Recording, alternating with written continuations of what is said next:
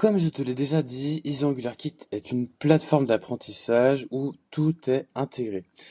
Ça, c'est la page sur laquelle tu arrives une fois que tu es connecté. Tu peux ensuite accéder à l'ensemble des modules existants. Ça, c'est la liste actuelle des modules qui sont déjà intégrés sur Easy Angular Kit. On voit que celui-ci sort dans 5 jours. Tu as également accès à un lien direct vers Stackblitz, tu as un accès vers le bac à sable.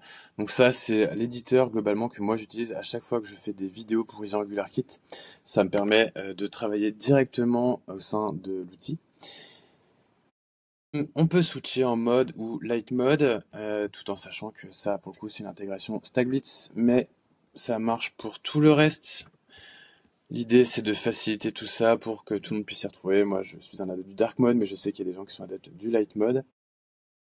Ici, c'est un lien direct vers le Discord des EHACkiens pour qu'à tout instant, tu puisses facilement retrouver le lien de la communauté. Si jamais tu as des questions, des problématiques, tu peux facilement y aller.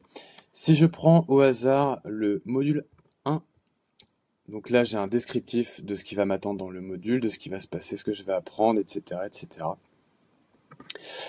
Et voilà, une fois que je lance, j'arrive ici. Donc j'ai toujours que chaque leçon, la leçon qui s'ouvre, l'éditeur à droite.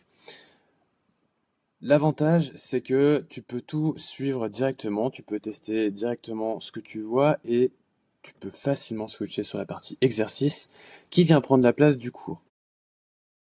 Là où on a mis l'accent, c'est de faciliter au maximum la navigation pour pas que ce soit compliqué. Donc si à tout instant tu ne sais plus où tu en es dans ton cours, tu peux le rouvrir, tu peux fermer l'exercice, tu peux refermer la leçon. Tout est modulable au niveau de ton écran, c'est très simple d'accéder à une information. Il n'y a pas de piège, les exercices portent exclusivement sur la leçon en cours, excepté pour la partie boss de fin, et donc ça c'est la dernière leçon du module, c'est une application à réaliser, ou une partie d'application assez conséquente.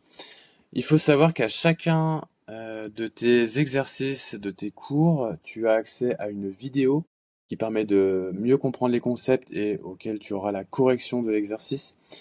Tu auras accès à une solution directement intégrée dans Stackblitz avec ce que moi j'ai produit pour l'exercice.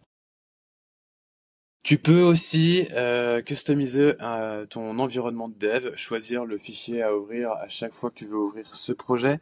Tu peux choisir ta vue par défaut si tu veux que ce soit l'éditeur ou la preview ou les deux. Voilà, donc ça c'est pour te faciliter la vie au maximum. Donc là tu peux voir que on est à la deuxième leçon et qu'on n'est pas encore arrivé au boss de fin. Je vais aller jusqu'au boss de fin pour montrer comment ça se distingue du reste. Voilà.